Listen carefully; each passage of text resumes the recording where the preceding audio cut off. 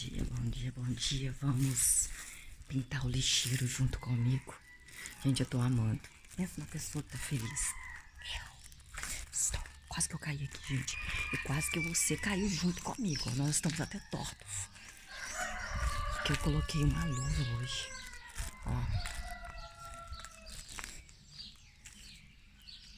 Tá ficando bonito, né? De pouco a pouco a gente chega lá. Eu queria comprar, eu vou procurar saber quanto que é uma latinha dessas pequenas de tinta pra carro, porque ela brilha mais. Vamos lá. Nossa, eu tô com preguiça. Eu vou de pouco a pouco.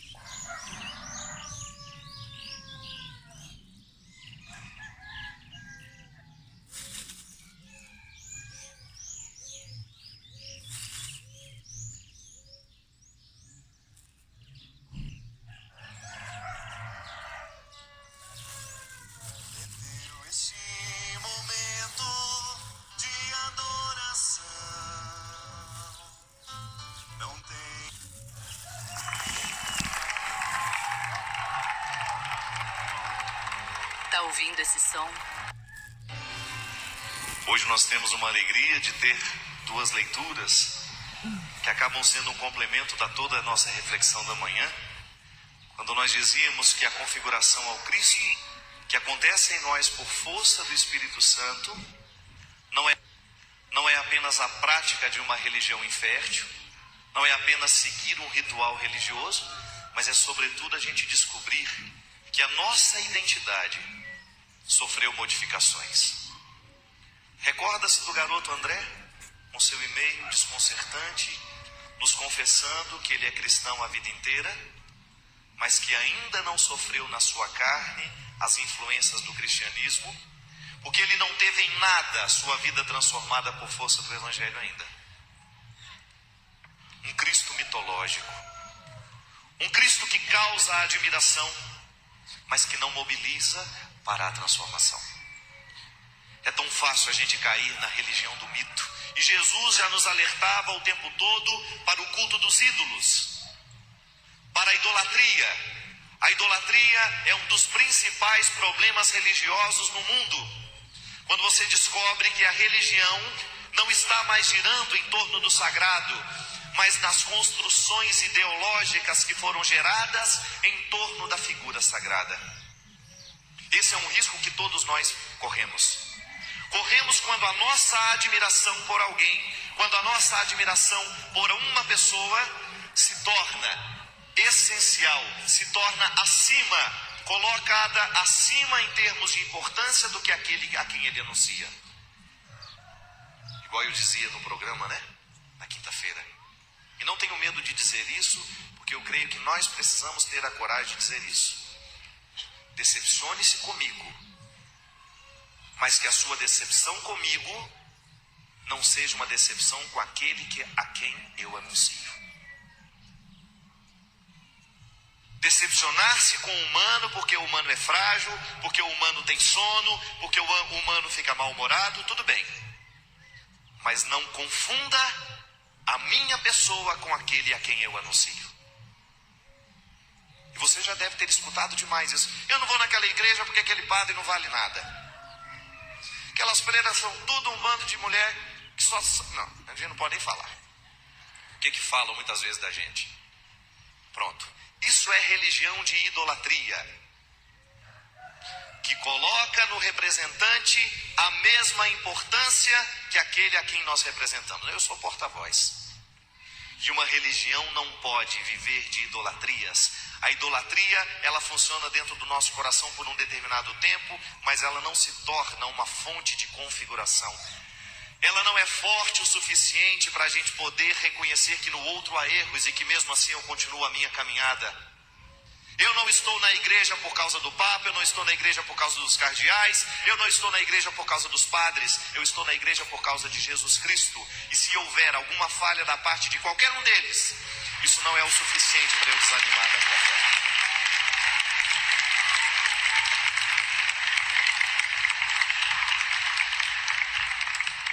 Uma religião que seja capaz de mexer com as estruturas da nossa consciência, a ponto de nos fazer acordar para tudo aquilo que nós dormíamos e não sabíamos que existia dentro de nós.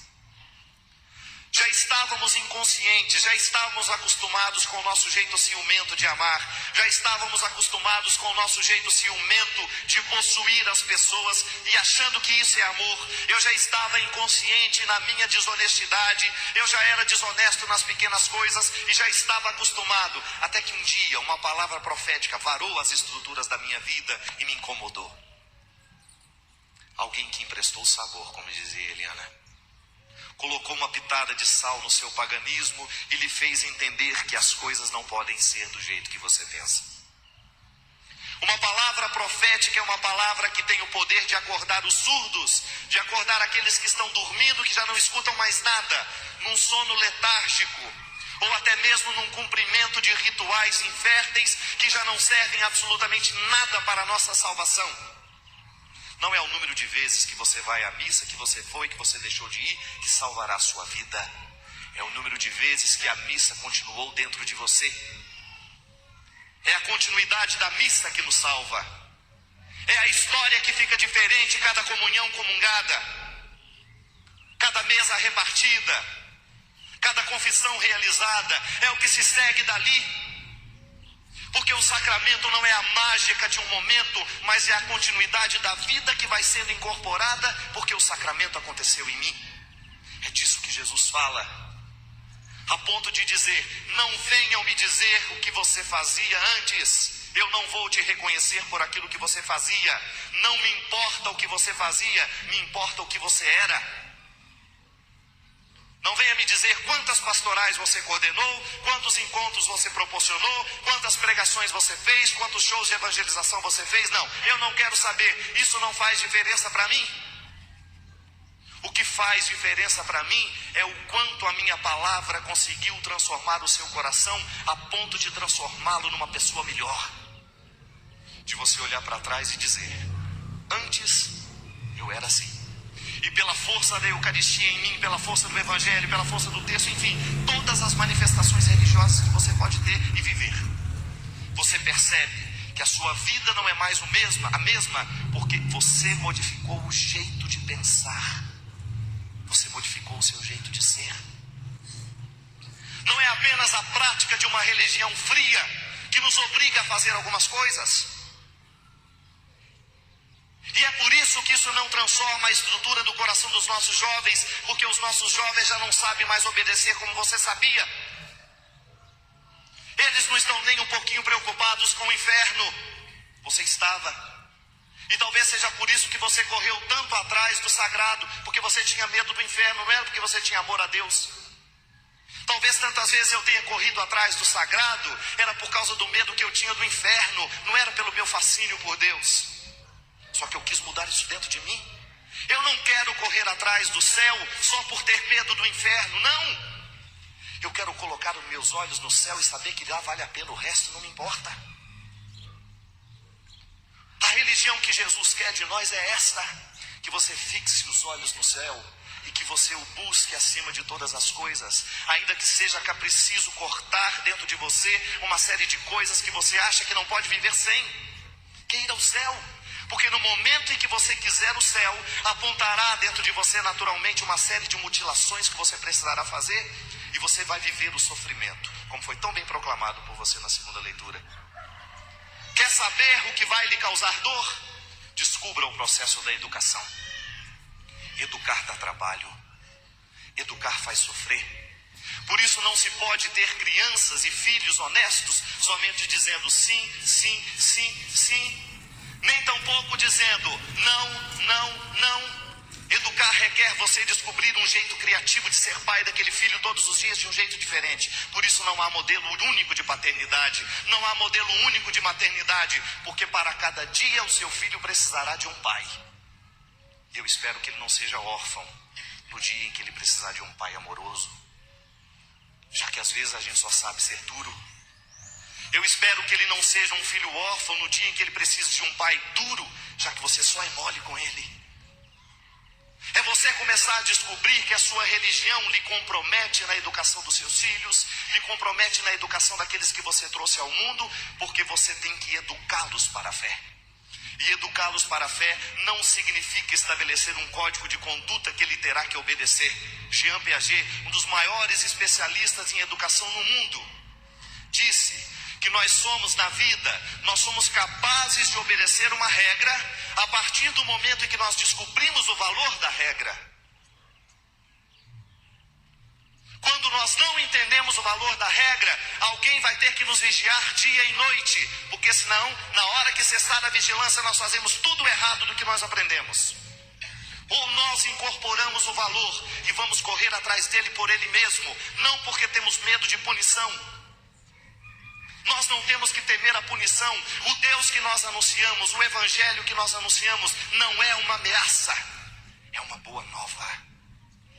Por isso eu não tenho o direito de abrir a boca para falar de condenação para você. Mas eu tenho a responsabilidade de profeticamente lhe anunciar que nós corremos o risco de não chegar a ela por uma negligência.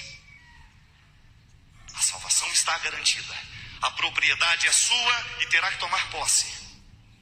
Mas o processo para chegar lá fere os pés. Acha que é fácil ser gente?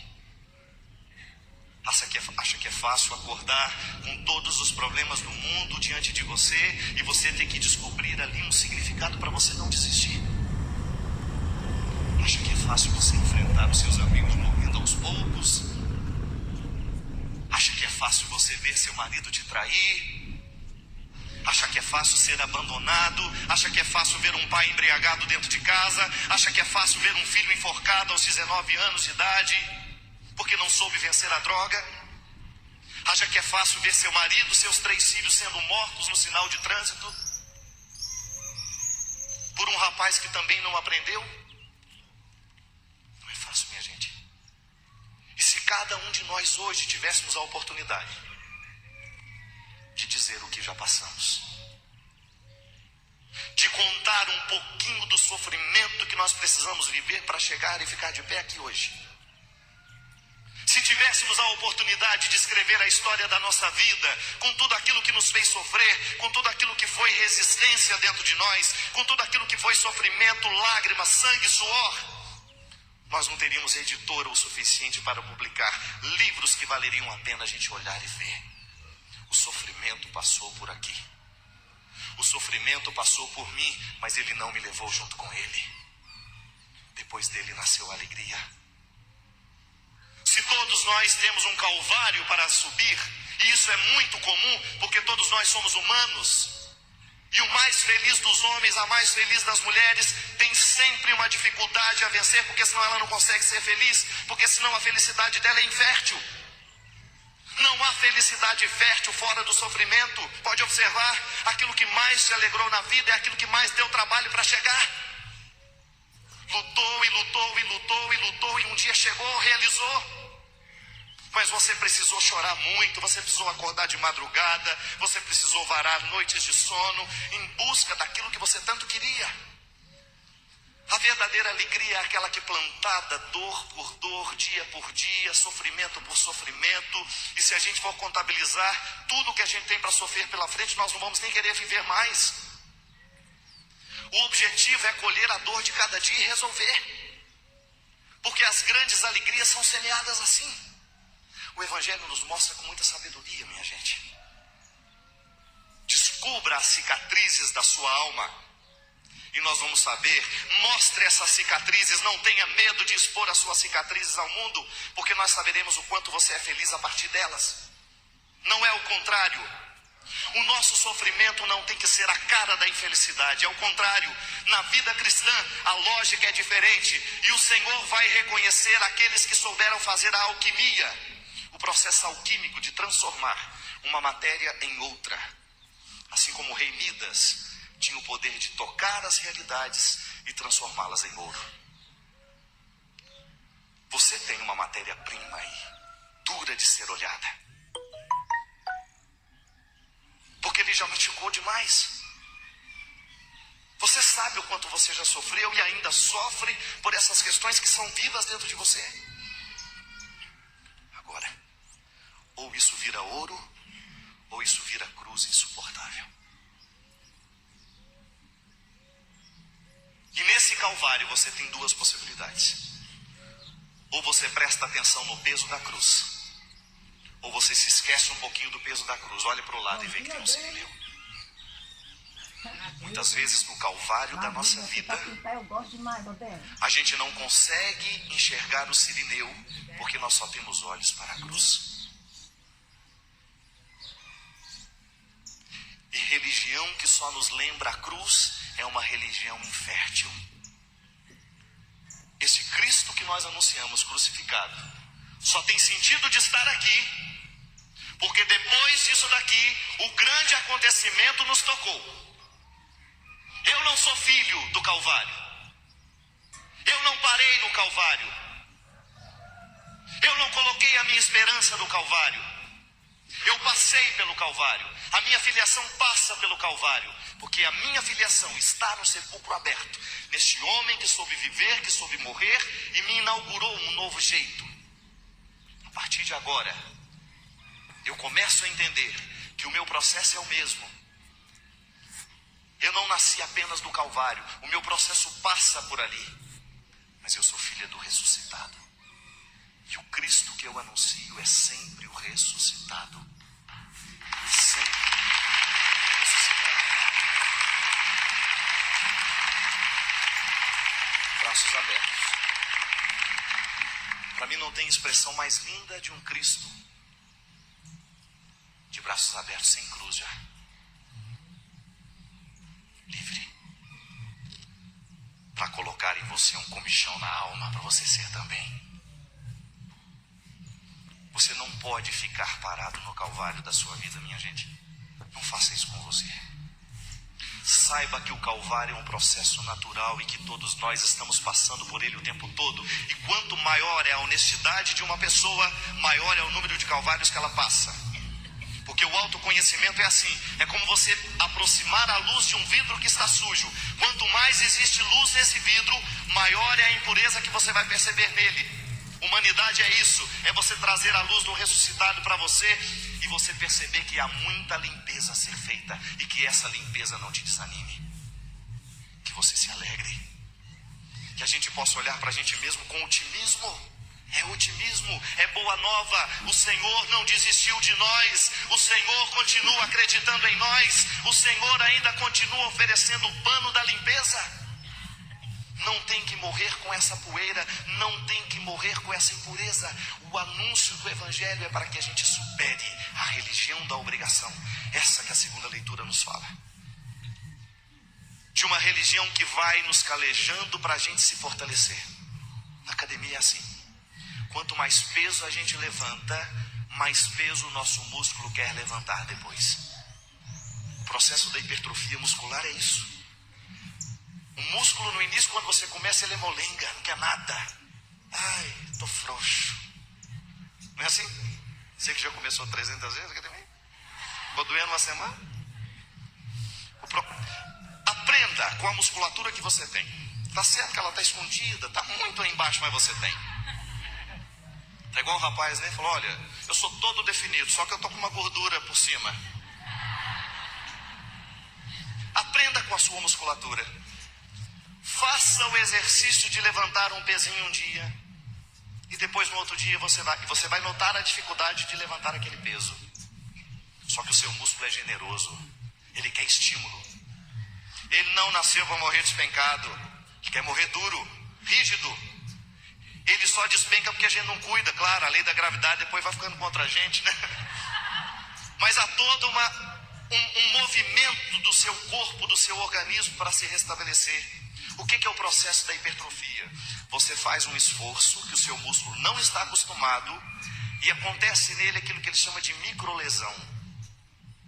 Processo natural de rompeu alguma coisinha ali dentro, não chega a te machucar, mas internamente. Sabe o que ele faz? Porque ele está machucado, ele capta todas as forças do organismo para quê? Proteína, tudo que você comeu de saudável, ele busca e ele se fortalece, ele fica um pouquinho mais grosso. Antes era fininho e flácido, no processo de você fazer exercício físico, aquilo se restabelece um pouquinho mais forte do que antes. Por isso que o peso da semana passada já pode ser aumentado na semana seguinte. É resposta natural de um organismo que sabe sofrer. Ele não reclama, oh, lá vem mais peso. Não, ele fica satisfeito, porque ele quer ser estimulado. Ele nasceu para ser estimulado. O músculo, ele é em nós um mecanismo da nossa força. Ai, não estou aguentando de dor nas costas. A minha mãe falava diferente, a dor nas cadeiras. Estou com a dor nas cadeiras. E eu falava, mas eu estou com a dor nos bancos. Já que mulher tem cadeira, homem tem banco. Para ficar uma mobília completa. O que é essa bendita dor nas costas que nós sentimos depois de um determinado tempo? Musculatura fraca da lombar. Você nasceu para ser assim, ó. Desculpa, mas era para ser quadrúpede. A gente ficou de pé de teimosia. Por isso que a gente tem problema de próstata, porque a gente... Vamos falar? A gente faz xixi em pé. Medicina já falou, verdade. Um homem para urinar em pé, você não tem noção do esforço que a próstata dele tem que fazer para a urina chegar, não. Seria mais fácil, mas ele tem medo de ficar humilhado nessa hora. Mas nascemos para andar assim, ó. A gente foi levantando porque a gente queria viver demais as coisas. A sua estrutura para ficar de pé, você não tem noção do esforço que essa musculatura faz, não.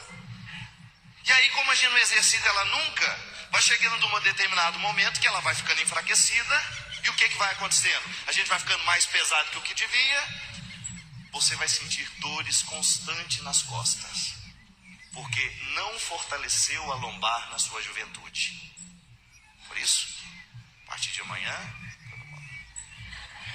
retinho para não prejudicar as costas, fortalece a lombar para você não sofrer de dores na coluna no futuro. É a leitura que você fez. O sacrifício daquele momento, 5, 10 minutinhos de exercício diário, vai te proteger de dores no resto da vida. É o nosso corpo nos ensinando vida cristã. Se você faz o sacrifício daquele momento, você terá um benefício no futuro. É igual na filosofia, a gente aprende que um rapazinho, quando era menino, ele ganhou um pequeno bezerro. Isso é a história da filosofia. E ele acostumou-se a transportar aquele bezerro até a outra margem do rio. E todos os dias ele fazia o mesmo movimento. Criança e bezerro cresceram juntos. Ele, depois de grande, continuava atravessando o boi. É uma historinha só para ensinar. Que se a gente se acostuma com o sacrifício nosso de cada dia, se a gente tem uma disciplina no processo de viver, nós vamos conseguindo erguer coisas que a gente acha que não iria erguer sozinho. O processo de Deus em nós. Você acha que o processo da alma é diferente? Você acha que a gente fica santo sem sacrifício? Você acha que a gente vai se aperfeiçoar na vida sem algum sacrifício? Não. E por isso que nas religiões há sempre o espaço para o sacrifício. Sacrifícios de quaresma, você acha que Deus fica satisfeito? Nossa, ele não está comendo carne, não, que belezinha, gente. Que pessoa obediente.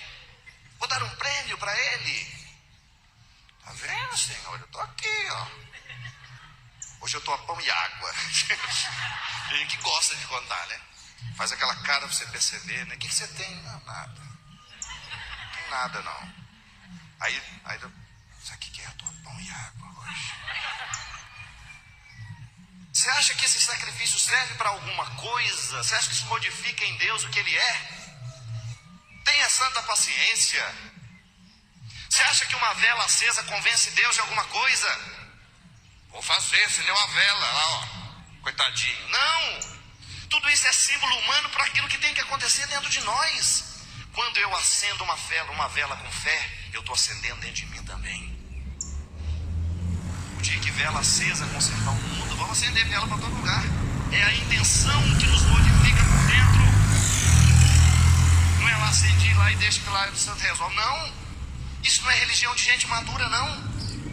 O sacrifício por ele mesmo, não. O que Deus quer é que no sacrifício de quaresma que eu faço, que você faz, a sua personalidade seja modificada por aquele gesto.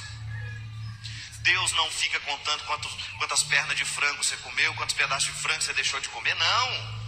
Isso não altera em absolutamente nada o que ele é.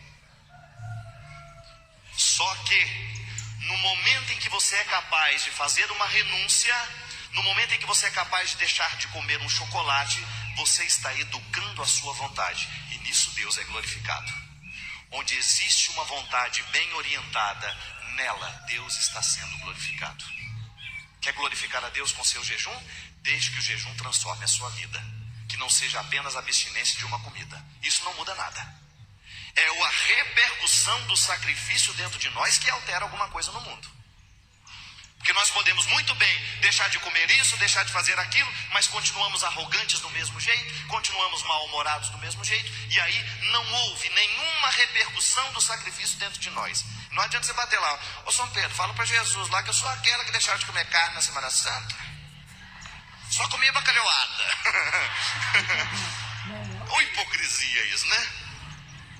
Quer comida melhor do que bacalhau, português? E nós comemos na Sexta-feira Santa. Dia de sacrifício e oração. Uns 4 quilos de batata, meio grão de bacalhau e tamo lá.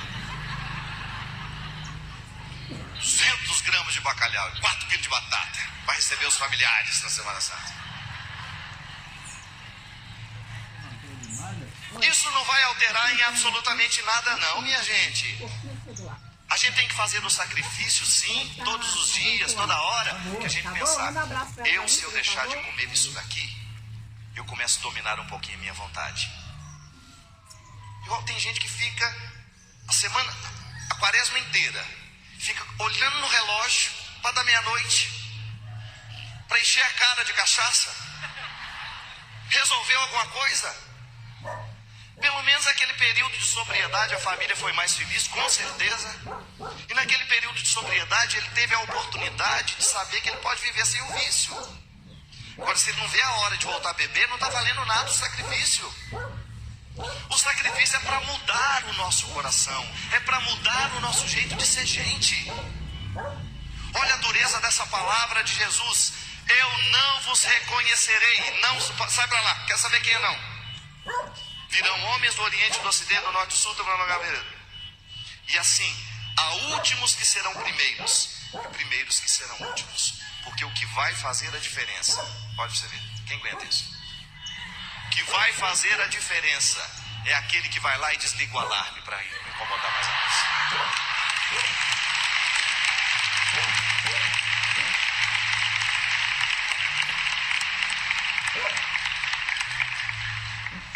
Tem gente que é assim, igual alarme disparado, só vive para incomodar. Só vive para buzinar na cabeça dos outros e encher o saco, ser aborrecido o dia inteiro. O trem está aborrecido. Pelo amor de Deus, minha gente. Se a nossa religião não mexer nisso, não vai mexer em mais nada.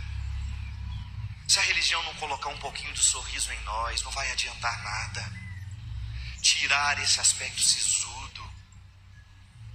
É vida, é alegria. O segmento de Jesus é felicidade, é realização, é satisfação.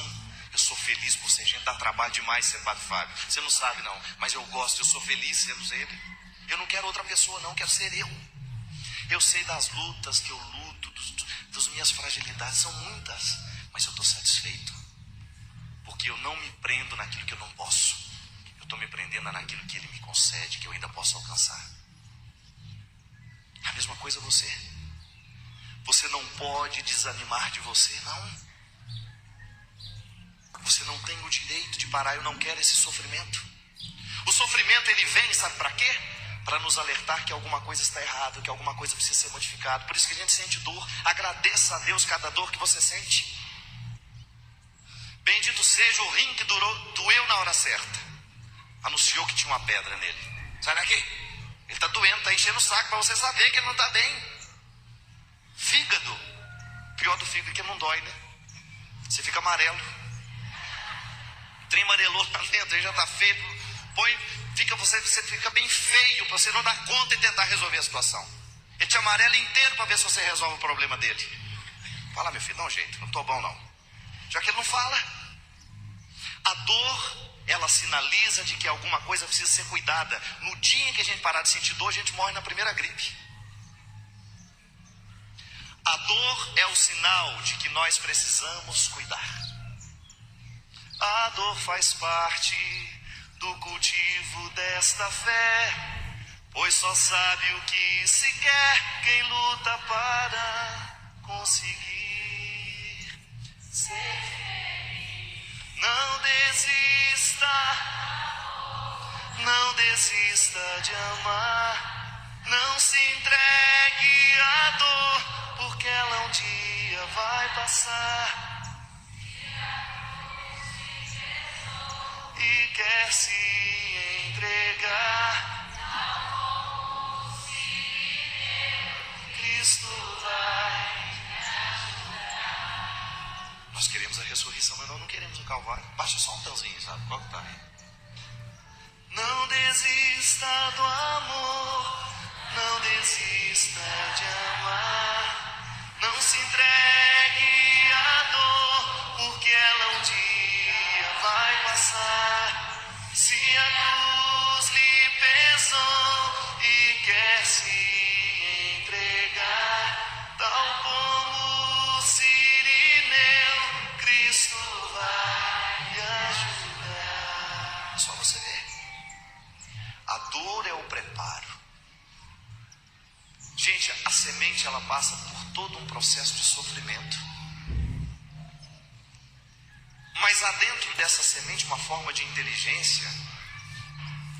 Há dentro da semente uma forma de inteligência do universo aí, que está toda condensada nela, que ela sabe que se ela não explode, se ela não deixa de ser o que ela é, ela não vira a planta que ela poderá ser. Da mesma forma como aquela mariposa que eu já contei a história aqui. Ela só é a mariposa que é porque ela sai de um casulo apertado. Se você vai lá na tentação de tirar aquela mariposa lá de dentro rapidinho, que ela leva quase um dia inteiro para poder sair. Se você dá um corte naquele casulo, ela nunca vai voar. Por uma razão muito simples. É o processo de passar no canal apertado que faz com que haja irrigação de sangue ali, para que ela possa, as asas serem abertas. Não desista. Está apertado, sair. Está achando que esse momento é o último? Não. Você não pode se entregar ao processo da dor. A dor apenas sinaliza. A dor faz parte do cultivo. Se quer quem luta para conseguir ser feliz, não desista do amor, não desista de amar, não se entregue à dor, porque ela um dia vai passar. Se a cruz lhe pesou e quer se entregar,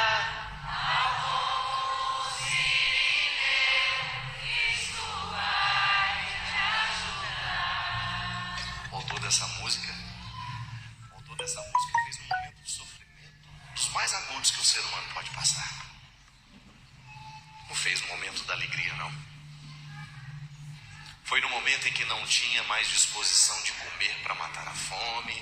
Foi no momento que já não tinha mais disposição de beber água para matar a sede, porque as vitalidades do corpo já tinham ido embora todas.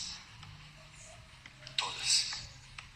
E se tem uma coisa que Deus me ensinou na doença do meu amigo, foi isso. Oh meu Deus, eu desisto por tão pouco. Eu desisto por tão pouca coisa nessa vida. Eu tão facilmente me entrego àquele processo de achar que o sofrimento não vale a pena, porque eu já quero o resultado. E ali, vendo alguém que você ama perder as vitalidades, a gente tem que aprender alguma coisa. O sofrimento do outro não pode ser em vão.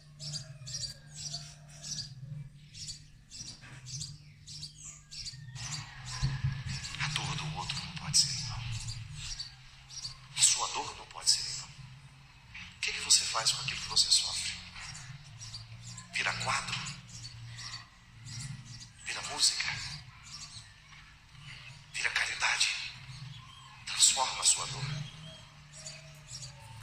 A maioria das pessoas que fizeram diferença da vida, a maioria das pessoas que entraram na história, foram pessoas que fizeram alquimia da dor que sentia. Olhe para as obras de Michelangelo, Leonardo da Vinci. Olha para as obras de Aleijadinho. Vai em Congonhas do Campo. Vá ver as estátuas dos profetas esculpidas em pedra samã. Aquele homem não tinha as mãos. Aleijado. Tudo torto nele. Vá ver as obras. Vá escutar as sinfonias de Beethoven. Você acha que aquilo nasceu de alguma alegria? A genialidade está justamente em transformar a lata em ouro. A genialidade está justamente em você fazer o processo contrário. Eu não permito que isso me destrua, eu é que construo a partir disso.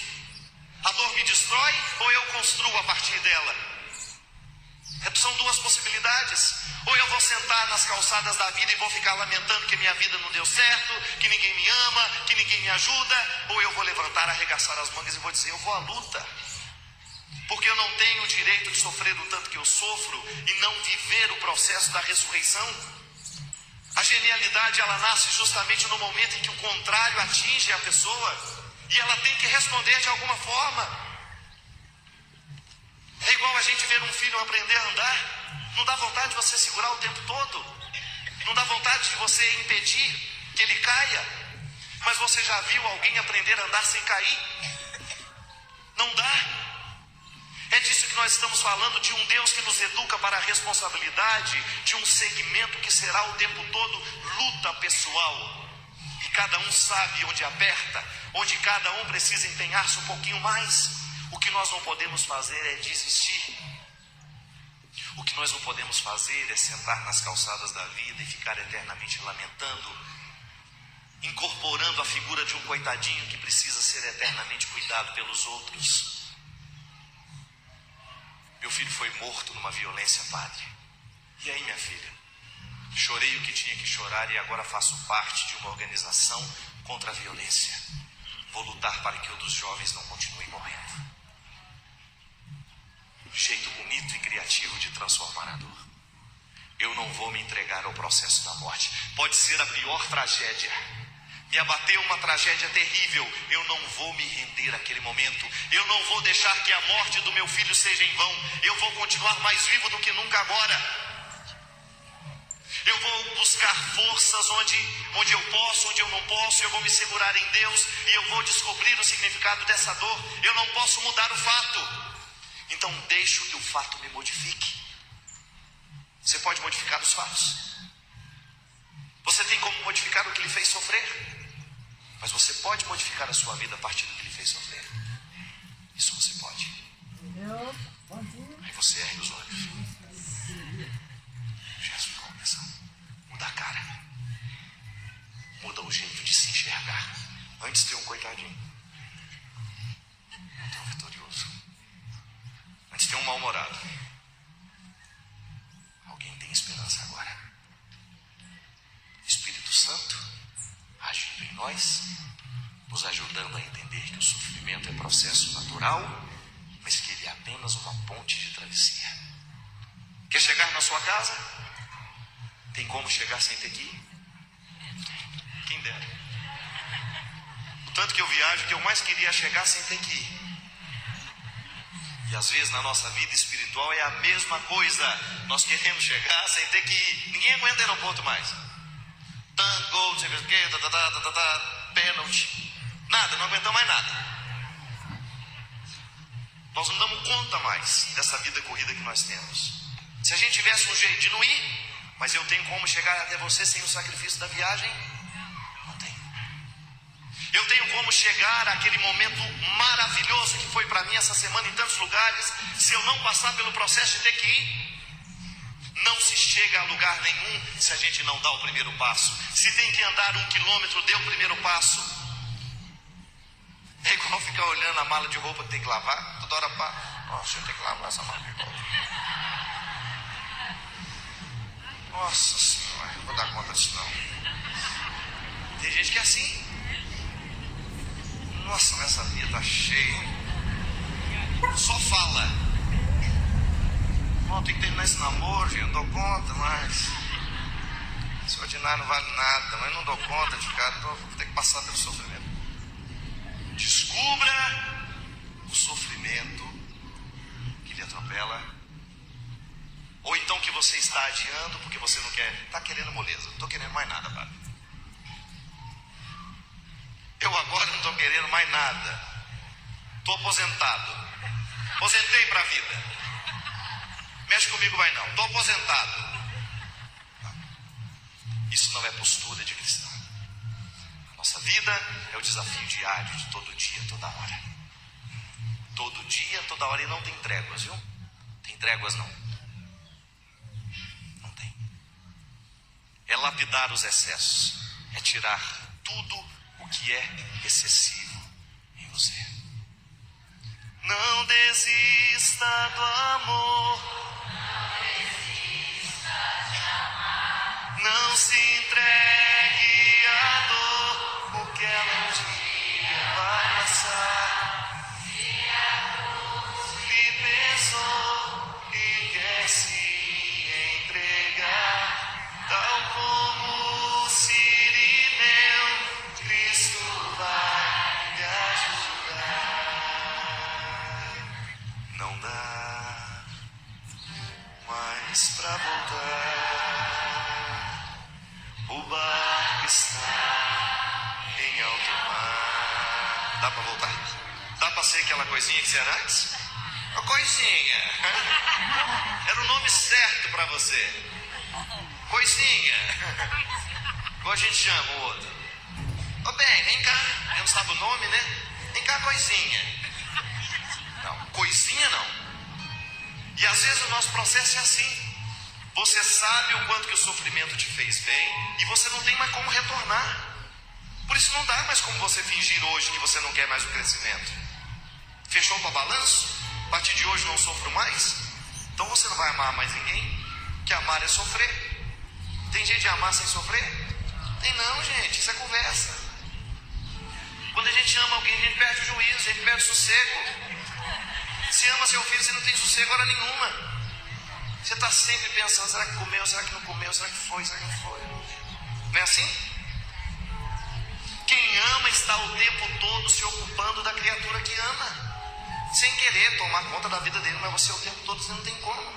E dá para voltar? Depois que esse menino está no mundo, tem como você voltar? Ó, não te amo mais não, viu filho? Vamos divorciar? Divorciei de seu pai, agora eu quero divorciar de vocês. Tem jeito não, tem? Pediu o divórcio da mãe, mas não quero que você seja minha mãe mais não. Mantém o tom aí, viu? Depois que eu não perder de novo, pode ser. Tem jeito de divorciar dos filhos? Não. Tem não. Só que você vai ter que sacrificar o resto da vida, não vai? Mas você não quer? Por que ele morra hoje? Não. Eu quero o sacrifício. Então agora você está entendendo o que nós estamos falando. Não é querer o sacrifício da destruição, o sacrifício infértil, não. É você querer o sacrifício do amor. Por amor eu mudo. Oh meu Deus, não tem nada mais sagrado que você ver o amor de uma mãe pelo filho, de um pai pelo filho. De você saber que você... Tu disse que tem uma história tão bonita. Rodrigo Badiano. Tem medo de falar o nome dele errado? Lá de Colatina, Badiane eu acho. Ele estava dizendo que uma das coisas que mais marcou a vida dele, sabe o que foi? Que quando eles eram crianças, muito pobres, a mãe comprava sorvete, mas só tinha dinheiro para comprar para os filhos, não tinha para ela. E aí ele sempre perguntava para ela: mãe, por que a senhora não toma sorvete também? É porque eu não gosto.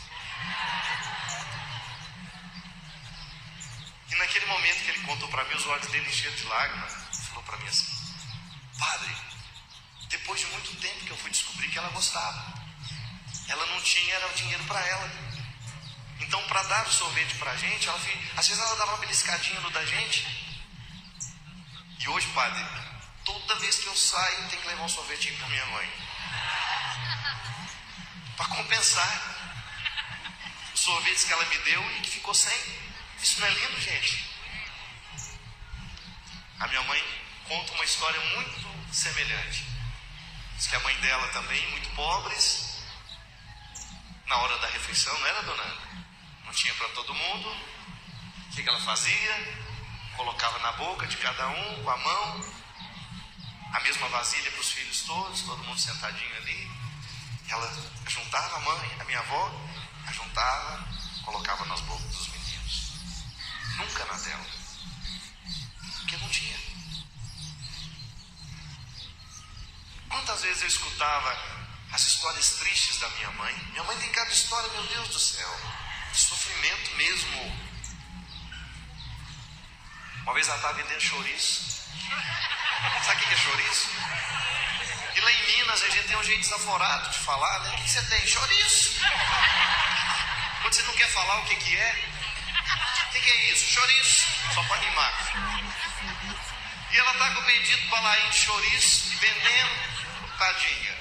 Aí o velho passa, o que você está vendendo, bem? Chouriço. Menina, que você é educada. Sua mãe te deu educação, não. Se ela correndo, não, acho que eu vou ser chouriço. Sofrimentos agudos que nós já passamos nessa vida. Uma vez eu com essa dona Ana, nós passamos uma época de muito sofrimento, de quase não ter o que comer mesmo, minha gente.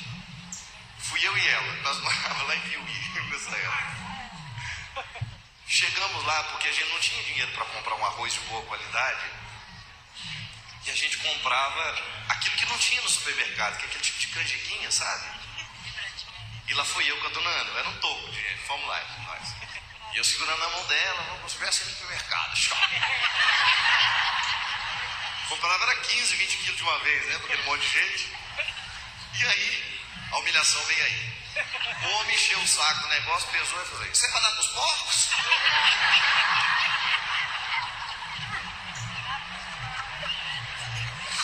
Aí o leitãozinho ali do lado.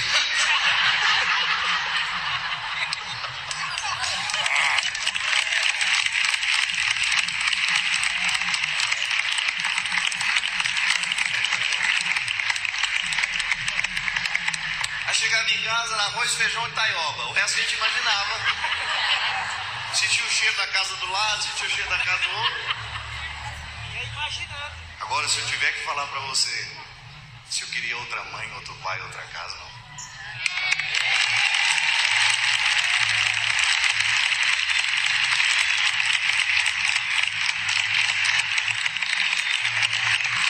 Porque se eu não tivesse visto o que eu vi, se eu não tivesse sofrido o que eu sofri, se eu não tivesse amado do jeito que eu amei, não estaria aqui não, gente. Não teria nada para dizer para vocês.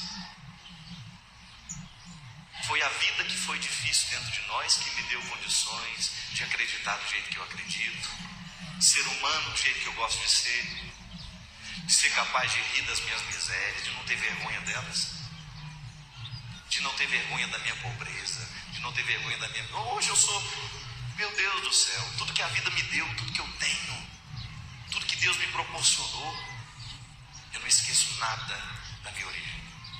Minha origem é lá, comendo canjiquinha, arroz que não se vende em supermercado. A senhora também? Valeu a pena o sofrimento, dona Ana? Viveria tudo de novo? Do mesmo jeito. Chorou desse jeito que chorou lá na hora dos porcos, acabou, já foi embora feliz, tá bom? Chora um cadinho, já sai, tá bom, nem lembra mais, depois come achando que é caviar. Vim caviar é uma tristeza, ninguém dá conta daquilo, né? Come achando que é agulhinha, arroz agulhinha. Tava lá.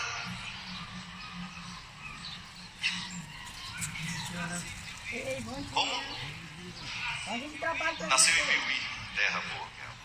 Era lá que nós comíamos, né? Naquele tempo. Mas valeu. Gente, não sinta vergonha de nada do que você sofreu, não. Porque não dá mais para voltar. Depois que você passou por aquela estação, você nunca mais foi o mesmo. Depois que você passou por aquele momento, a sua história ficou muito diferente. E você será capaz de olhar para o futuro de um jeito diferente. Porque você sabe o que você já sofreu. Você sabe o que você já passou para chegar até o dia de hoje. gente canta.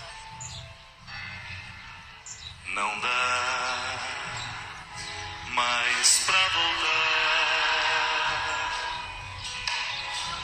O barco está em alto mar. Não dá mais pra voltar. O barco está em alto mar. Não dá mais pra negar. O mar é Deus e o barco sou eu. E o vento forte e me leva pra frente. É o amor de Deus. Não dá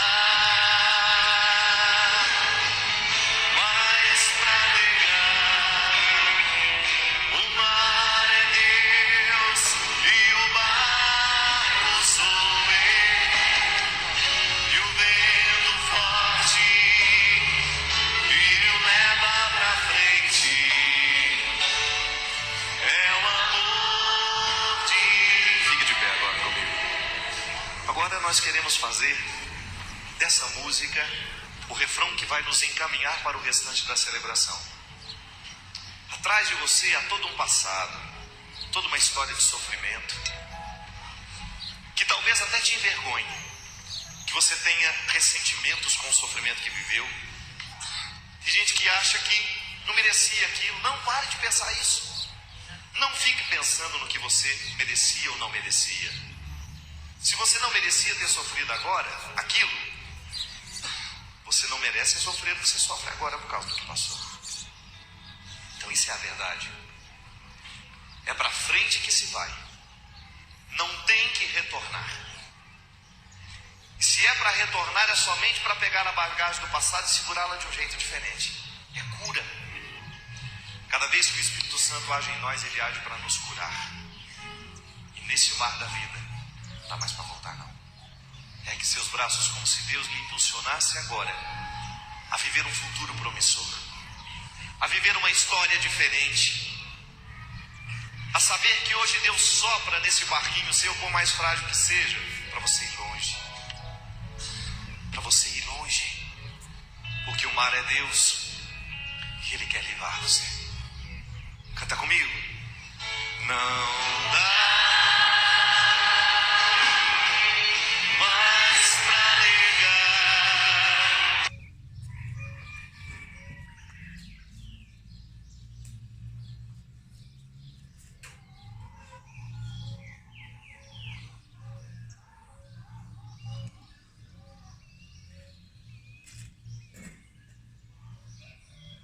Toda vez que a vida nos coloca numa dificuldade, um limite, é interessante que a gente enfrente essa dificuldade, esse limite, com o desejo de aprender. O que aquele momento difícil quer nos ensinar? Eu pessoalmente acho que é a única forma que nós temos de fazer valer o sofrimento que a gente sofre, a lágrima que a gente chora, a dor que a gente suporta. A dificuldade, ela pode parecer-nos no primeiro momento intransponível, grande demais. Eu me recordo que os momentos mais sofridos da minha vida, eu sempre vivi a tentação de pensar que aquilo era maior do que eu. Isso é natural. A gente sente medo. É um instinto, ou melhor, é um sentimento que primeiro nos ocorre no momento da dificuldade, é o medo. E tudo aquilo que faz parte do medo, a insegurança, é humano. Por mais corajosos que nós sejamos na vida, nós passaremos por situações, enfrentaremos realidades que vão minar a nossa coragem.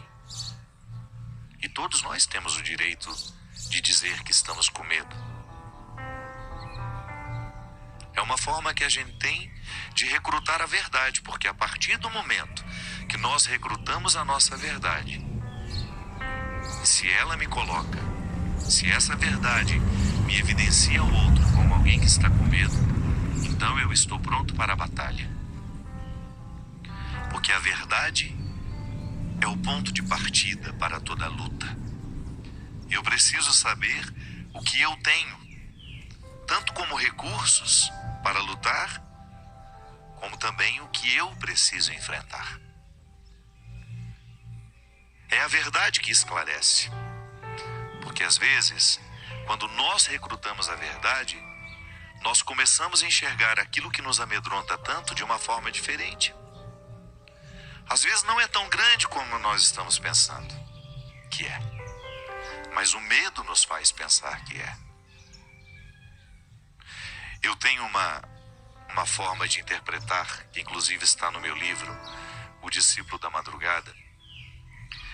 Aquele momento que Abraão precisou viver no Monte Moriá, quando ele entendeu que Deus estava pedindo que ele sacrificasse o seu filho Isaque. Eu sempre fiquei muito incomodado com essa passagem. Sempre achei estranho que Deus, um Deus de amor, possa pedir a um homem que sacrifique o seu filho Isaque. Para demonstrar-lhe amor, para demonstrar-lhe fidelidade. Há outras formas de demonstrar isso. Cometendo um assassinato para demonstrar que sou fiel a Deus. Eu vou cometer um gesto que é pior do que ser infiel. Enfim, há muitas interpretações para esta passagem, mas eu fiquei muito mais reconciliado com essa ideia de que naquele momento, eu fiquei muito mais confortado com uma outra interpretação que eu encontrei para isso. Que o que na verdade Abraão tinha naquele momento era medo. E porque ele estava com medo, justamente o que lhe ocorreu? Deus vai me pedir que eu sacrifique aquilo que eu tenho de mais sagrado. E o que eu tenho de mais sagrado nessa vida? O meu filho. Ele era fruto de uma forma de pensar. Abraão era um religioso. Então ele certamente estava influenciado pelos discursos que ouviu ao longo da sua vida, de que Deus costuma pedir a nós o que nós temos de mais sagrado. E ele, com medo de que Deus pedisse o seu filho, foi justamente o que ele escutou. E o equívoco só se desfez quando ele começou a descer a lâmina para sacrificar o seu filho. E certamente ele se interrogou: meu Deus, o que eu estou fazendo?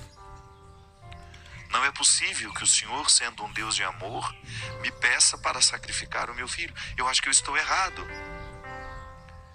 Então a mim soa bem mais interessante pensar que não foi Deus que pediu isso a Abraão, que sacrificasse seu filho Isaque. Mas foi Abraão que, movido pelo medo, escutou errado o que era para ser feito. Às vezes, minha gente, nós vivemos a mesmíssima situação. Estamos diante de uma determinada realidade e o nosso medo é tão grande, que ele nos faz entender errado aquela realidade que está diante de nós. Por isso que é preciso recrutar a verdade.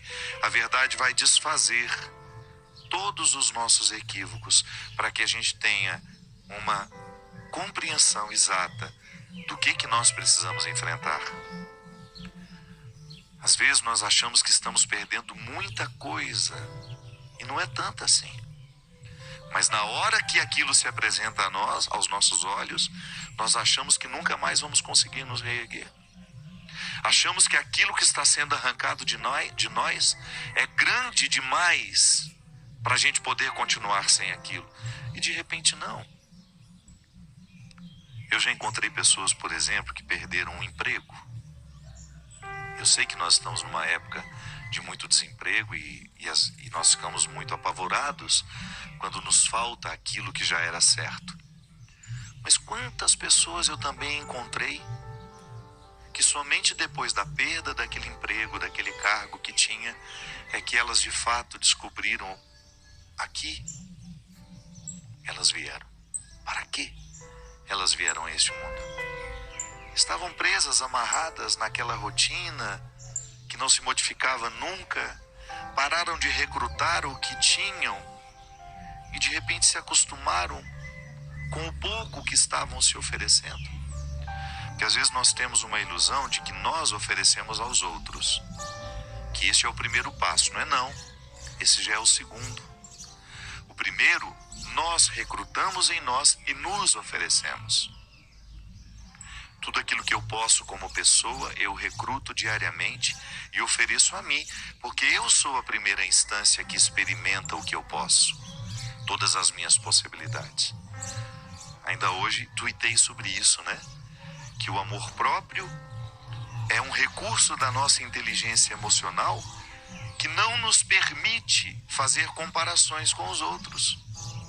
Olha para aquela pessoa, como ela é muito mais bonita do que eu, como ela é muito mais inteligente, como ela é muito mais capaz. Isso é injusto demais. Não é justo você olhar para o outro e comparar-se. Porque o outro, ele nunca vai ser como você, porque ele é outra pessoa. E você nunca vai ser como ela, porque você é outra pessoa. Agora, ocupe-se do que você pode se oferecer. Pare de prestar tanta atenção no que o outro já ofereceu de si e depois ofereceu aos outros, e você vai descobrir o que você pode descobrir dentro de você. E o amor próprio é justamente esse primeiro movimento, é a primeira instância do amor, que eu pessoalmente gosto de compreender como um presente que Deus me deu. Santo Agostinho fala isso de forma tão sofisticada e simples ao mesmo tempo. Ele nos amou para que tivéssemos amor com que amar. Então, o amor próprio é essa primeira reserva de amor que nós recebemos, que funciona como uma espécie de imunidade espiritual afetiva. Eu faço uma experiência de amor comigo. Eu me cuido, eu tenho preocupação com a minha saúde, eu tenho zelo pelo meu corpo, eu tenho zelo por aquilo que entra no meu ouvido, que vai influenciar a minha mente. Não faço questão de guardar mágoas, rancores. Por quê? Porque são sentimentos estragados, que não edificam. Então eu tenho respeito por mim. Eu sou o território da primeira proteção. Sou eu que estou me oferecendo aqui neste momento, numa realidade muito íntima, muito íntima. Por isso eu compreendo que este é o primeiro derramamento de amor que eu recebi, que se chama amor próprio. Neste amor próprio, Deus me ama, me protege, me resguarda, me dá coragem para enfrentar os que desafiam a minha dignidade, aos que não querem me interpretar como alguém de valor. Então este é o primeiro momento em que eu estou recolhendo tudo aquilo que é próprio, tudo aquilo que faz parte da minha idiosincrasia. Uma palavra difícil, né? Idiosincrasia, o que é isso? Tudo aquilo que diz respeito a mim, tudo aquilo que diz respeito ao ser que você é, as suas características, as suas possibilidades, os seus limites. Então, nesta primeira experiência de amor próprio, eu crio este círculo de proteção. Eu me amo porque Deus me ama.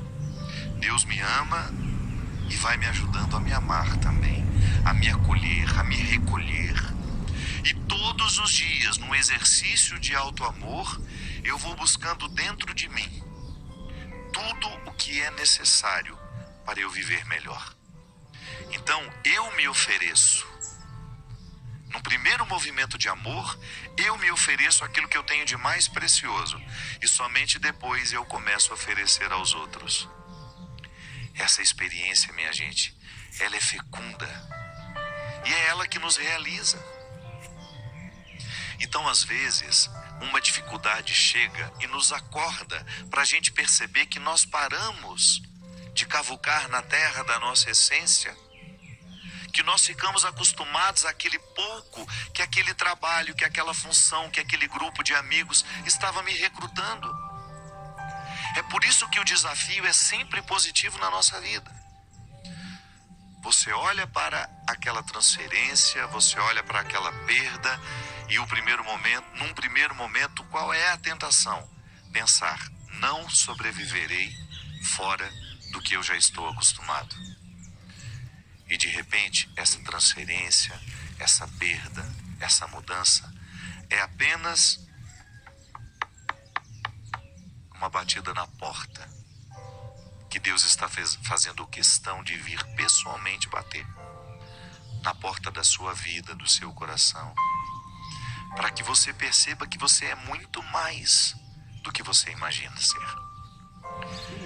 Que você ainda não se ofereceu nem a metade do que você pode se oferecer. E porque você ainda não se ofereceu, porque você ainda não descobriu, ainda não revelou a você, é claro, é natural que você não tenha oferecido também aos outros.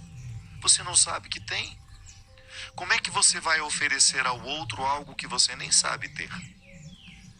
Mas às vezes nós descobrimos que temos com o próprio movimento da vida, volto a dizer, através de uma perda, de uma mudança, que num primeiro momento parece nos assustar, mas depois se mostra absolutamente frutuosa, porque abriu a nossa mente, o nosso coração, o nosso jeito de sentir e de pensar, o ser que somos e o ser que ainda podemos ser.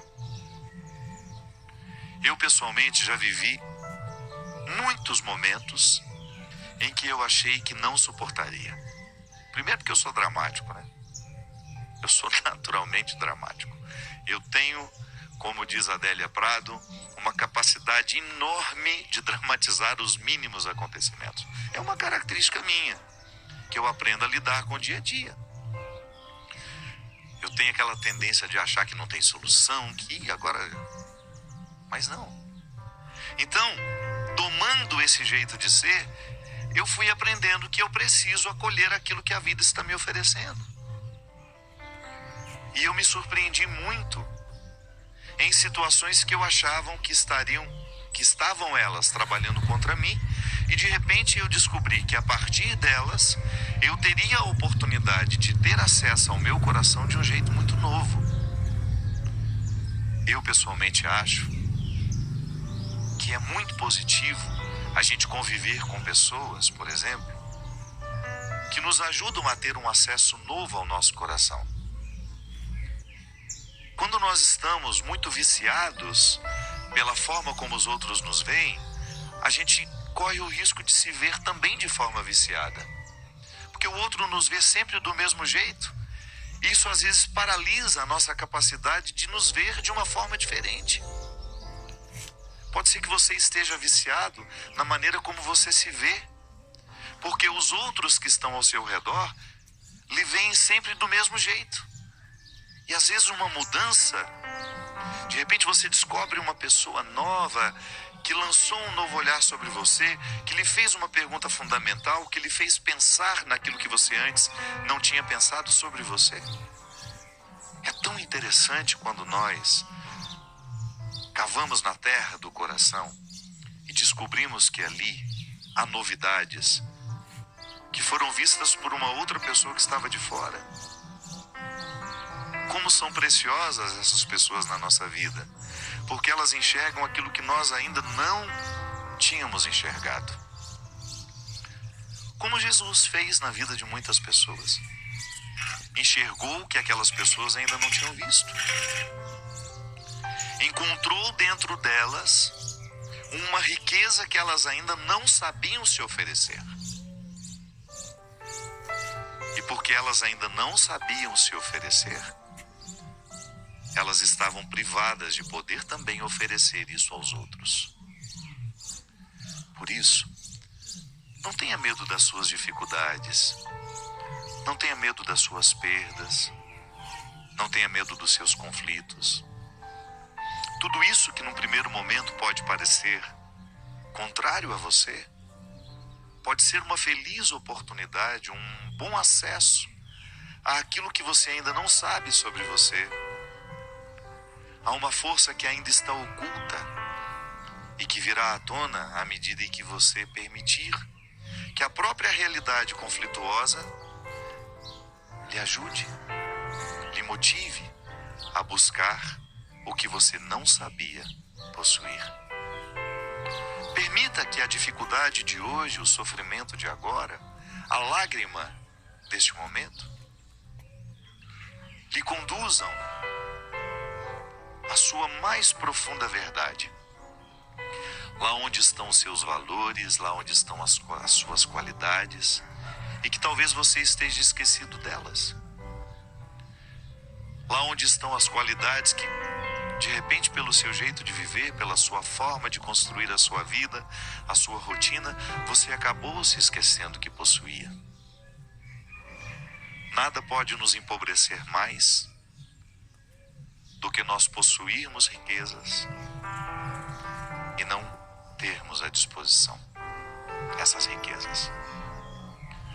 Nada pode nos empobrecer mais do que sermos proprietários de grandes riquezas que desconhecemos. Dentro do coração há tantas riquezas, há tantas pedras preciosas, mas é preciso buscá-las. Não basta tê-las, é preciso utilizá-las. Não basta ter riquezas, é preciso saber instrumentalizar tudo isso. Às vezes, minha gente, nós precisamos só de acordar. E às vezes este acordar está intimamente ligado a uma mudança, a um desconforto que nós precisamos enfrentar. Eu gosto de dizer que o nascimento, ele não acontece uma única vez na vida. Eu vim ao mundo porque fui expulso pelo ventre da minha mãe, que, movido por uma sabedoria biológica, me colocou para fora. Chega, já passou o tempo de estar aqui. E que bom que eu fui expulso. Tá bom. E depois precisei enfrentar muitas outras expulsões do ventre da vida. Quando eu achava que já tinha encontrado o meu lugar, as contrações chegaram, os acontecimentos me expulsaram e eu precisei ir buscar uma nova forma de ser o Fábio. E como isso nos enriquece? Quando você percebe que a vida, em movimentos de contrações, está expulsando você daquela realidade, daquela situação, antes de lamentar, pense na possibilidade de que essas contrações, essa expulsão, lhe proporcionará uma nova forma de ser você. E isso é absolutamente maravilhoso. Ter a oportunidade de ser você de um jeito novo. Isso é como nascer. Isso é como renascer. Você se dá a oportunidade de viver uma nova experiência com tudo aquilo que já foi aprendizado antes. Então eu estou aqui, vivendo este momento presente, mas com as experiências que eu trago de outros renascimentos, de outras oportunidades que eu tive de ser expulso para me adaptar a uma nova situação, uma nova realidade, por mais doído que fosse aquela expulsão, por mais doída que fosse aquela expulsão. É assim. A vida não será diferente aí na sua casa. Essa regra vale para todos nós humanos. Você pode observar que as pessoas mais interessantes que você encontrou pela vida são aquelas que souberam administrar bem os seus conflitos, as suas lutas, as suas dificuldades.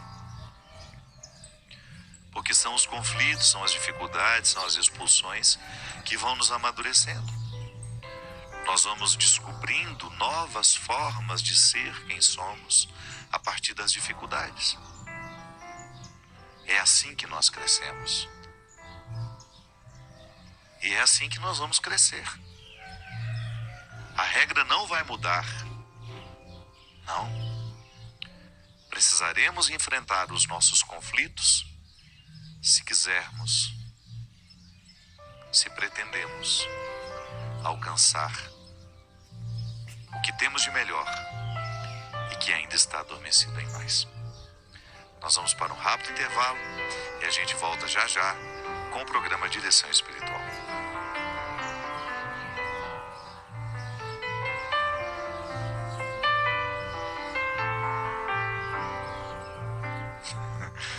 Boa noite, seu Christian. Tudo certo com você? O programa já era para ter começado antes, mas o Christian chegou aqui 10h10, não foi? O atraso dele hoje foi de 10 minutos. Ainda riu desavergonhado ali.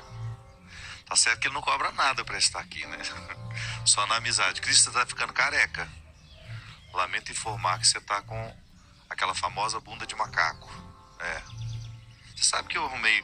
Hoje eu vi um médico no Instagram que me segue. Vou até falar dele aqui. Ele é lá de Manaus. Tava me oferecendo para fazer implante na cabeça. Dr. Pedro Veras. Não, o método dele, eu já sabia. Eu, na verdade, tomei conhecimento vindo para cá. Eu já tinha escutado que em Manaus tinha uma técnica moderníssima de implante de cabelo, que você não faz aquele scalp mais como no passado as pessoas faziam. Dá uma levantadinha no seu cabelo aqui, vai tirando fio por fio. Deve levar uns 30 anos, né? Tirar fio por fio. Transfere-se. Não... É porque tem uma coisa esquisita, né? A gente vai ficando igual o Bozo. O Bozo, você lembra que o Bozo que tinha aquela careca aqui e os cabelos tudo aqui? O meu cabelo, por exemplo, ele só cresce nas laterais. Uma coisa impressionante. E aí você tira aí do fundo e põe pra frente, põe aqui em cima. Aumenta a nuca, Eu tenho cabelo, eu sou igual o Chitãozinho Chororó. Vai crescendo e chega até lá nas costas.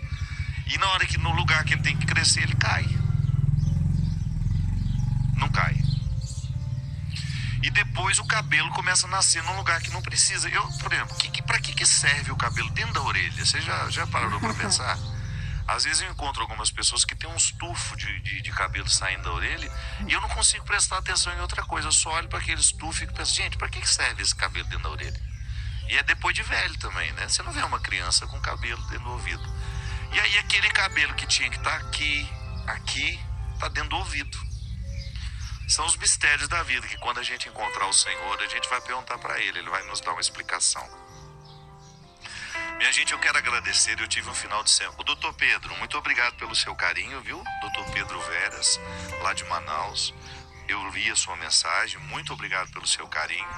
E se tiver uma vaguinha na agenda, eu vou ir para o senhor complementar o que falta aqui, ó. Muito obrigado. Você vai junto, Christian? Vamos junto, nós vamos fazer um pacote. Se mais alguém estiver precisando, a gente marca, vamos todos juntos. E se eu achar que o seu cabelo está melhor que o meu, eu peço para ele pôr o seu no meu. Deve ter doação de cabelo também, né? Ai, meu pai morreu aos 63 anos, com a cabeça pretinha, tinha pouquíssimos fios de cabelo branco. E se tirasse a cabeça do meu pai, dava para fazer cabelo para 6, 7 pessoas. Do tanto que tinha. Muito cabeludo, um topete assim enorme, ele parecia o Elvis Presley. Meu pai era um homem bonito, tinha muito cabelo aos 63 anos. E nós aqui com essa miséria. Meus irmãos também estão tudo bem careca já. Mas eu não posso reclamar, não. Eu tenho cabelo. Minha gente, tive um final de semana maravilhoso, na oportunidade de estar. Deixa eu me lembrar onde foi o primeiro, para não errar na ordem. O primeiro foi em Brasília, com meu querido amigo Giovanni Meirelles, que organizou lá no centro de convenção uma noite lindíssima. Eu quero agradecer muito ao povo de Brasília, que com tanto carinho me recebe sempre que eu estou aí. De lá fomos para Aracaju, pude rever este povo querido numa noite muito especial em preparação ao Dia das Mães. E no domingo, com minha querida amiga Janier Mota, toda a família dela, que é minha família também lá em Aracaju. Para quem não sabe, Aracaju não, esse show foi em Itabaianinha.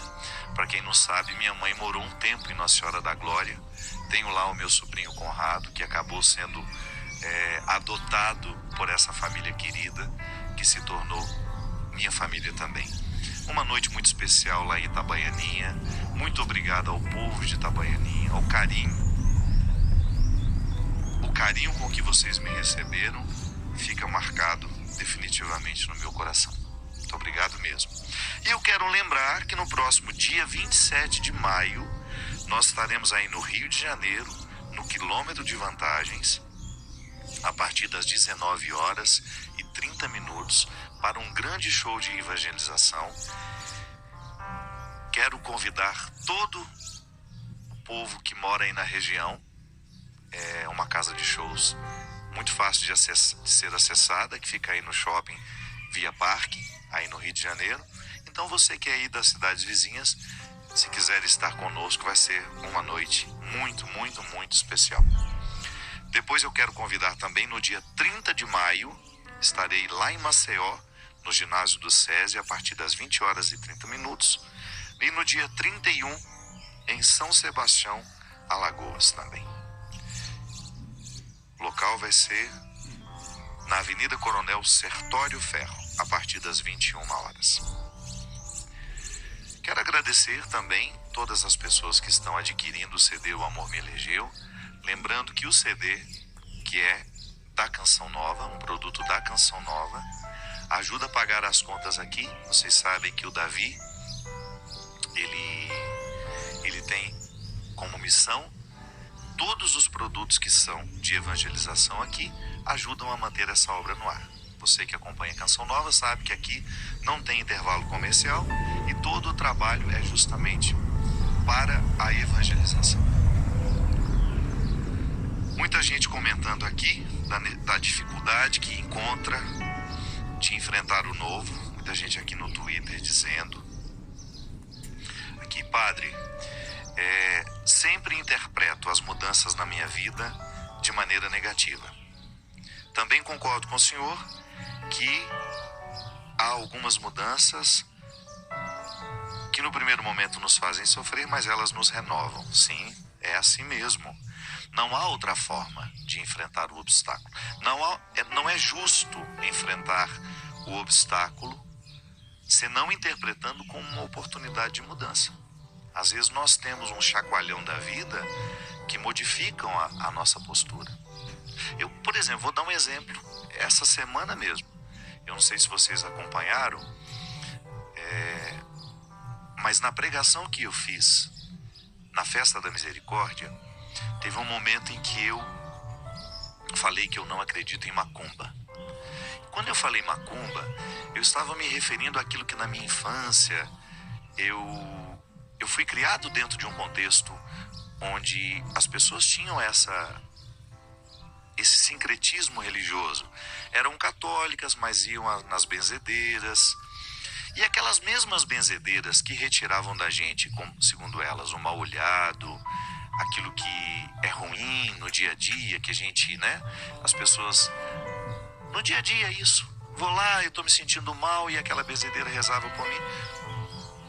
Uma prática muito comum lá na nossa infância.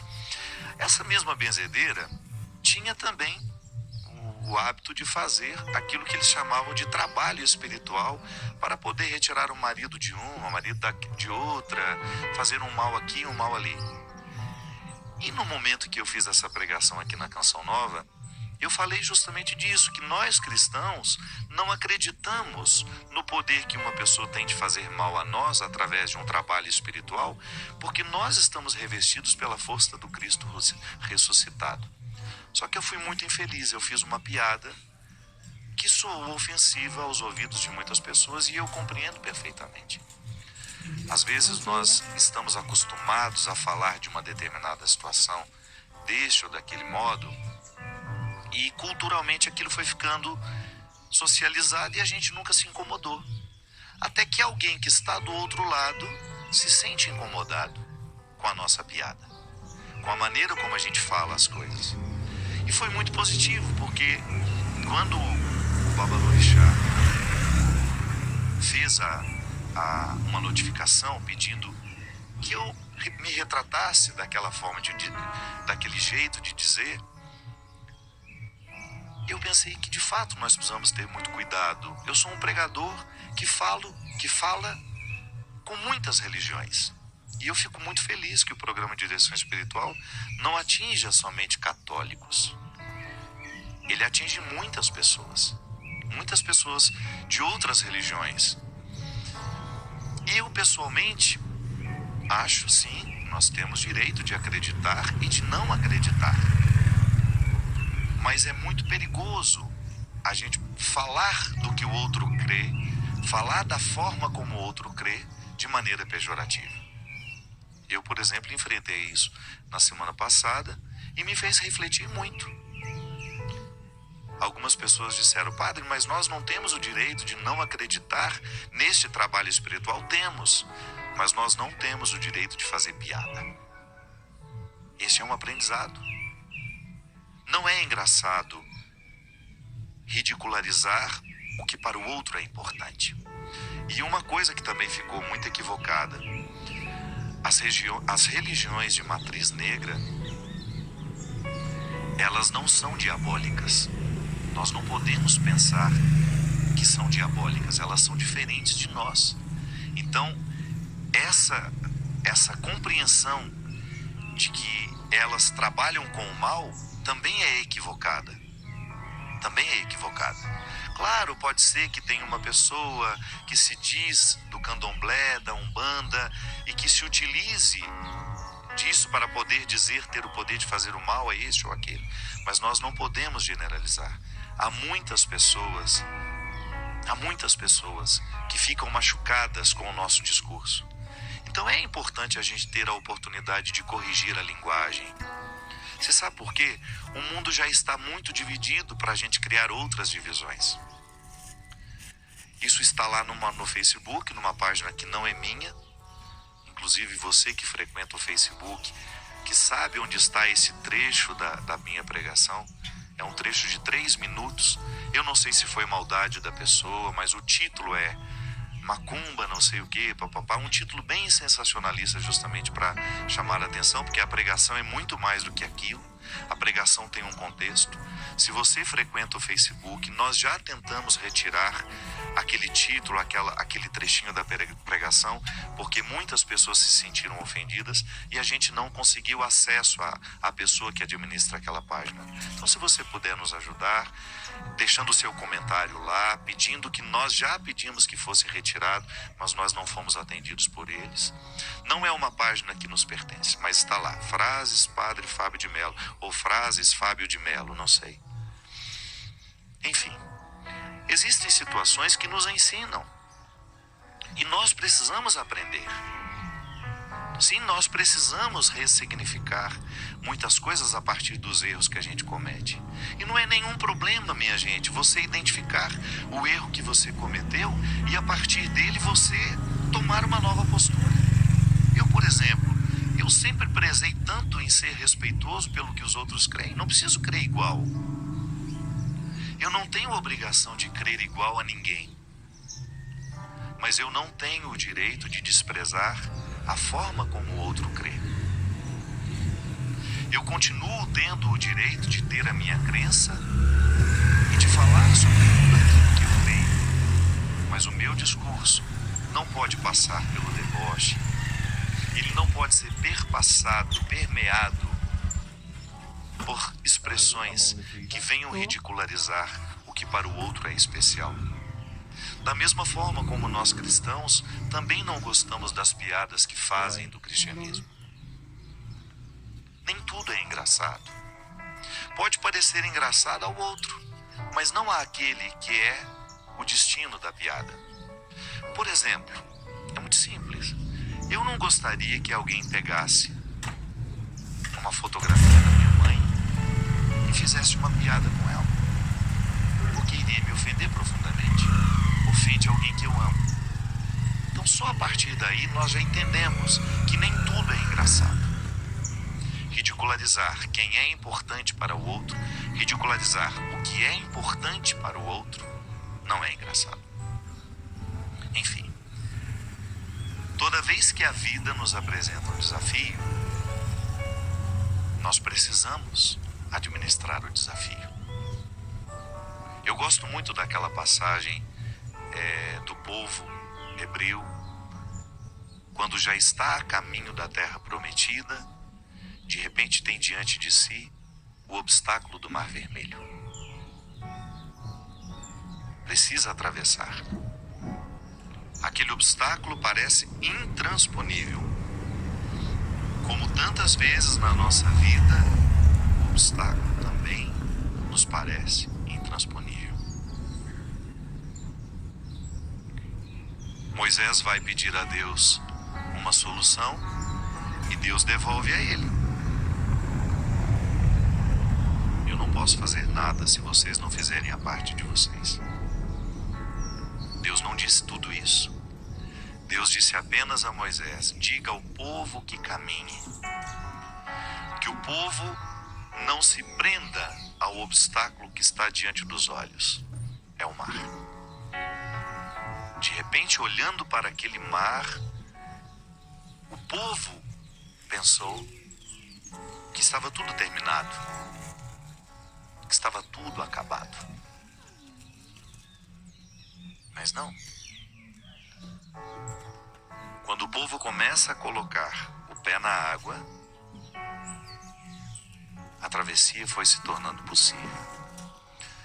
Às vezes, minha gente, o que nos falta é colocar o pé na água. Porque é uma tentação a gente ficar olhando para o mar, para o problema, para a dificuldade e sempre adiando porque nós estamos com medo. A gente não enfrenta porque nós estamos com medo. Estamos tentados a pensar que aquilo é superior a nós. Não. Nós só vamos descobrir o verdadeiro tamanho do problema quando nós começamos a enfrentá-lo. Porque às vezes, antes de enfrentá-lo, ele pode parecer 3, 4, 10 vezes maior do que de fato ele é. Mas a partir do momento que nós começamos a estabelecer com ele uma relação justa, que é justamente de aplicar soluções para ele, nós vamos percebendo que ele não é tão grande assim. Eu não sei. Tudo nessa vida pode ser contornado, pode ser suportado, se nós estivermos dispostos. Eu sei que há dores que no primeiro momento parecem intransponíveis. Eu já falei aqui várias vezes, continuo dizendo. Ver uma mãe perder um filho, por exemplo, é uma dor que parece não ter solução. Mas a própria Janier, essa amiga minha que eu citei lá de Itabaianinha, ela perdeu o Gabriel, o filho dela, afogado na piscina. Você já imaginou? Você ver o seu filho caçula morrer afogado na piscina da sua casa, naquele lugar que representa para todos o lugar do lazer, da alegria. Você já imaginou você ter que retirar o seu filho dali, sem vida? E eu me lembro que quando conheci Janier, Jânia, Lígia, que estavam justamente numa peregrinação comigo, eu tinha entrado na vida da Janier porque eu fui a primeira pessoa que ela passou a ouvir depois daquela tragédia toda. E eu me lembro que logo em seguida eu comecei a ter com ela primeiro uma identificação, né? Eu vi minha mãe perder filho e naturalmente eu comecei a ter uma sensibilidade para sentir essa dor, para sentir junto. E à medida que eu fui convivendo com a Janier, eu percebi que ela ainda não tinha superado aquele acontecimento, porque ainda faltava retirar o filho da água. Aquele corpo frágil, pequeno, já tinha sido sepultado, mas dentro dela, ela ainda não havia retirado ele da água. Continuava ali, aquele cadáver espiritual, né? Aquele morto emocional que não foi sepultado, que não foi resolvido. Por quê? Aí são muitos sentimentos. Tinha culpa. É impressionante como, diante de uma tragédia como essa, nós temos a tentação de pensar que somos culpados. Nós temos a tentação de pensar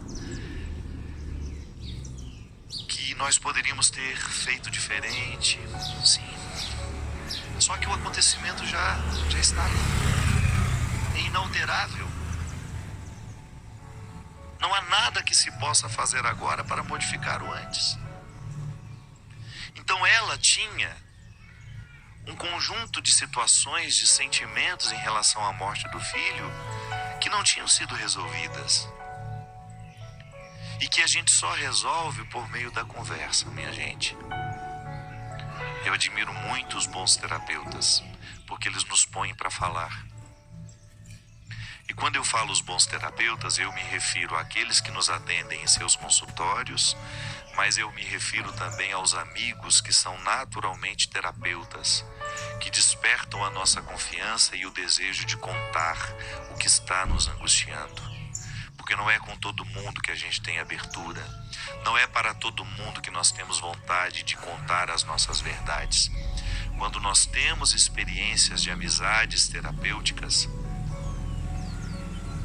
quando nós temos a oportunidade de viver a fraternidade terapêutica, nós verbalizamos muito o que nos incomoda. E a própria psicologia nos ensina que o primeiro passo para a cura é justamente verbalizar. Dizer aquilo que está dentro de nós como se fosse uma comida que não fez digestão. Sim, nós falamos de digestão emocional também.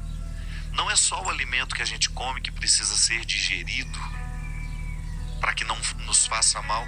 Se você tem uma indigestão alimentar, você fica indisposto. Mas os sentimentos também precisam ser digeridos. É a digestão emocional. Quando você metaboliza o que o outro disse de pesado, a traição, tudo aquilo que foi ruim do que foi vivido. Sim, isso precisa ser metabolizado. E a gente metaboliza falando, contando, pondo para fora. Por isso que é preciso ter muita paciência. Às vezes a pessoa vai precisar dizer aquilo muitas vezes. Por quê? Ela está se livrando. Ao falar, ela vai tendo condições de lidar melhor com aquilo que angustiou tanto. Então a Janier, ela precisava falar do que angustiava. Ela precisava falar da culpa que sentia. E à medida em que ia colocando para fora, por meio da fala, por meio deste recurso fantástico que é a palavra, ela foi descobrindo uma forma de sepultar o que precisava ser sepultado, para que Gabriel pudesse ressuscitar de outra forma dentro dela. Hoje ela tem um instituto, que acolhe justamente pessoas necessitadas com o nome do filho. Da mesma forma como muitas outras mulheres conseguiram superar. Não sei se a palavra é superar. Conseguiram contornar esse desconforto de viver essa desordem da vida, de uma mãe ter que sepultar o filho. Conseguiu contornar toda aquela dor, todo aquele sofrimento, fazendo alguma coisa pelos outros. Aí sim,